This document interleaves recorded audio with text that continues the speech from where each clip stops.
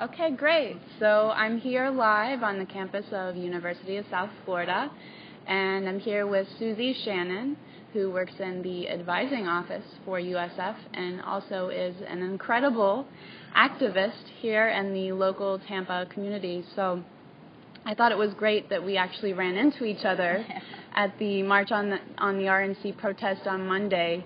Why don't you tell me a little bit about what preparations have been taking place leading up to this week here at the RNC, as far as how many groups are out there that are activist-related groups, and how you communicate with each other, and what that looks like?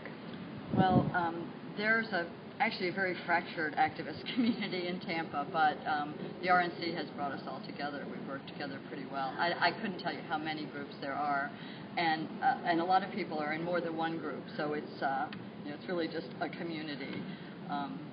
But the Occupy group pretty much just decided we would be like a host site, and we would try to make sure that people had water, umbrellas, information. Mm-hmm. One of our members, one of our occupiers, coordinated a lot of the medic training.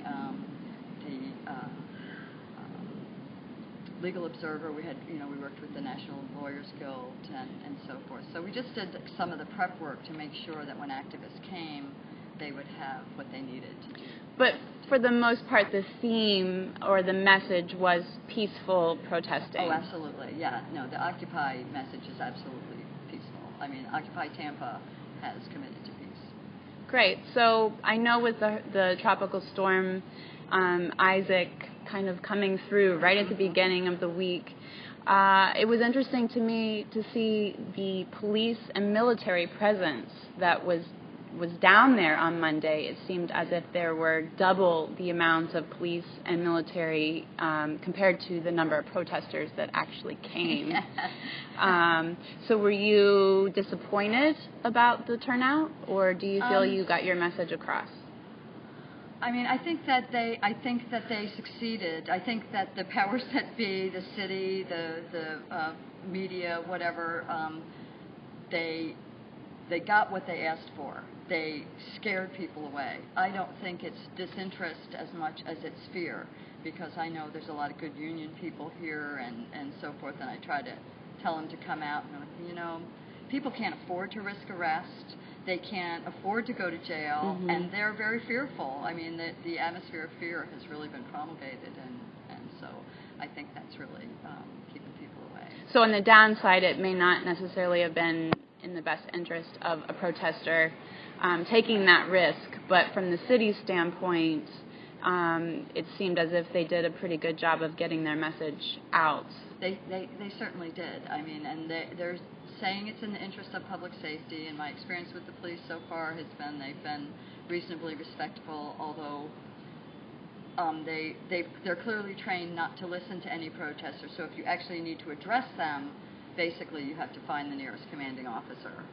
Interesting. To get anything done. I guess maybe I was in the safe zone because I was wearing press credentials.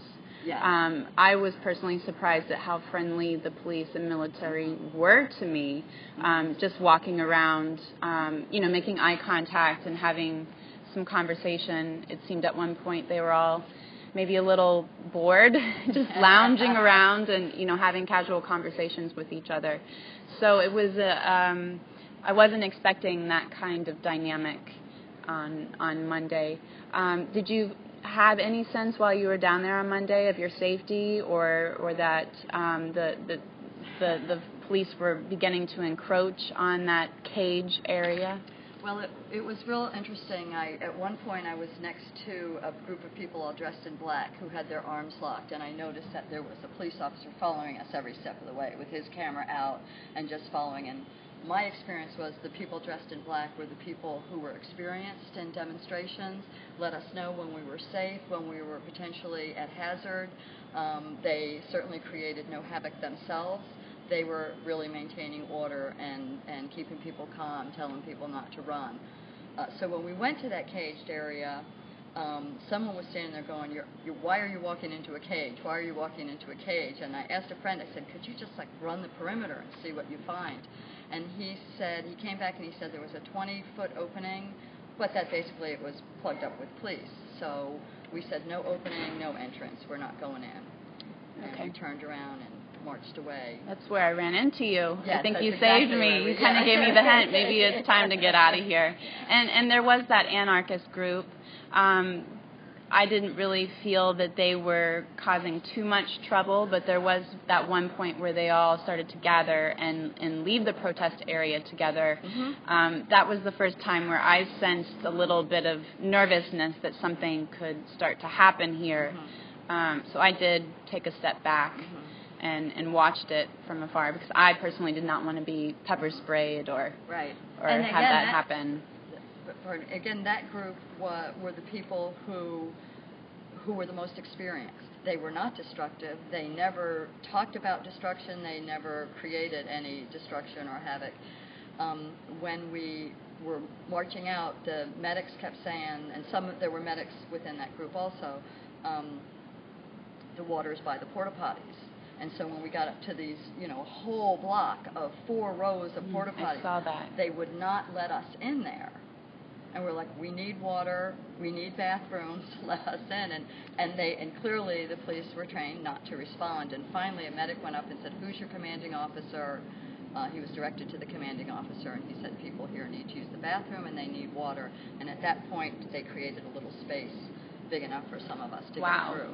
Wow. And we realized when we got to the other end that we were kettled in there. So pretty much at all times there were cops on 4 sides. And any time we tried to evade the cops, because that's a very scary situation, being surrounded and seeing what happened on Brooklyn Bridge and knowing how easily one can be kettled and not be able to get out, which is a very panicky situation. We tried to cut across lots and parking lots and so forth, and every time we did, we were converged on, our exit was blocked by police, so it was really kind of scary. I noticed that area, and also that there was a Red Cross area that had been set up, probably in preparation for the storm, not necessarily for any of the protests that were happening down on that day. And was that Monday? It's already Wednesday. I'm losing track of time. So, do you feel that the protest was successful, or was there disappointment because you were so far away from the forum? I think we could be right in their faces and they don't hear what we have to say. So it's really not it's like there's some people you just don't debate with. You don't argue because their minds are made up. And so it's really just to say, you know what, the world is not as pretty and neat as you like to make it out, that there really are people suffering. There were so many homeless there. At Romneyville, there were workers who had come down from Illinois whose company had just been bought out by Bain Capital. People who had been there for years, and they were getting weeks' worth of severance pay. They had to train their replacements who were from a factory in China. All their jobs were moving to China. And so the message is, we have a country here to take care of, and the capitalists here are basically not caring. We are just tools in their toolbox, and if they find a better tool or a cheaper tool, they will use it. Tell me a little bit about your experience yesterday. It sounds like you had a nice moment last night that came about just by chance. By chance, absolutely. We a group of us were actually getting ready to leave Ybor City, and we spotted Medea Benjamin and some Code Pink people, obvious by all the pink. Mm-hmm. And someone started talking to them, and they had said they saw Grover Norquist up the street. So, and one of the people with us said, "Oh, I saw what building he went into." So they decided to do an action, and we decided to join them. And we went to, I think it's called the Carney Club, and just walked in the front door. And no security? The security was not right at the door. They weren't far, though, inside, and so they converged on us pretty rapidly and started manhandling people. But the Code Pink people were kind of insistent on staying, especially the guys, but they just started pushing us out. And they picked up a photographer from Occupy, picked him up and carried him out, and then accused him of assaulting them.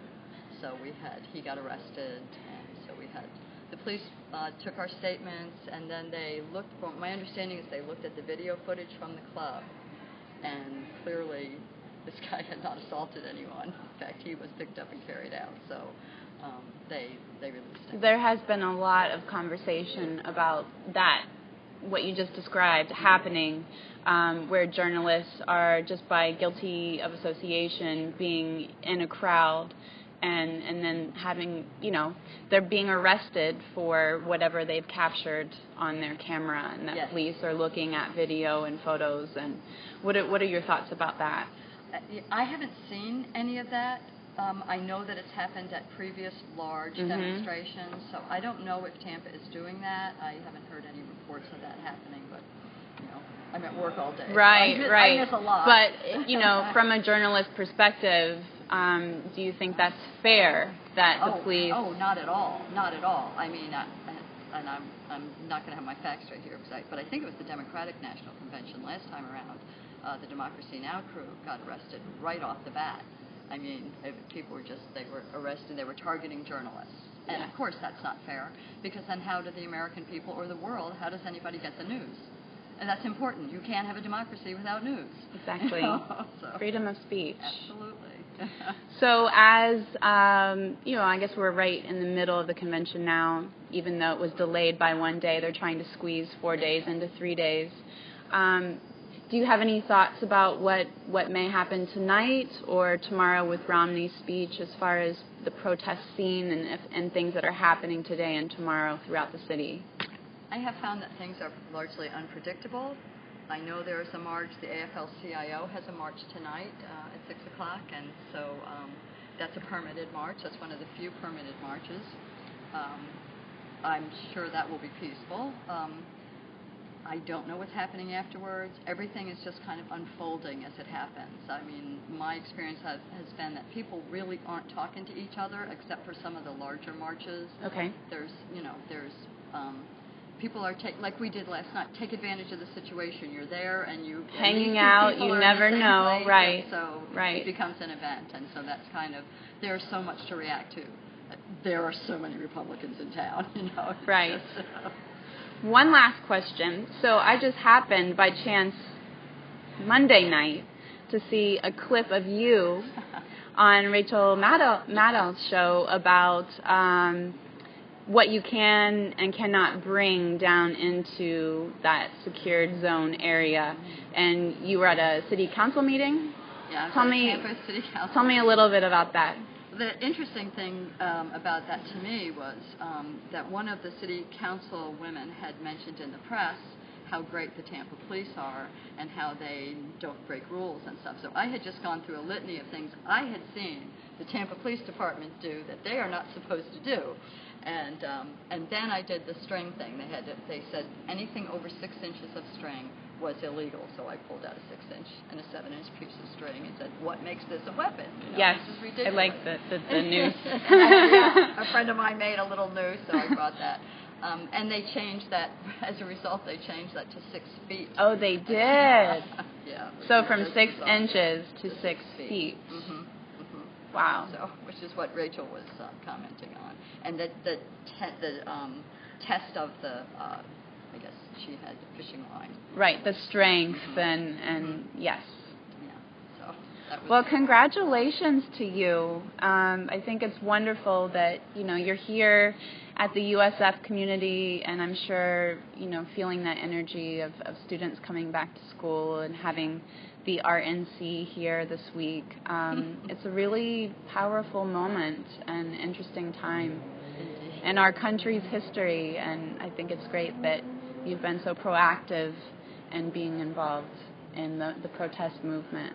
So thank you so much for your time today. Thank you, Jessica. I really appreciate it.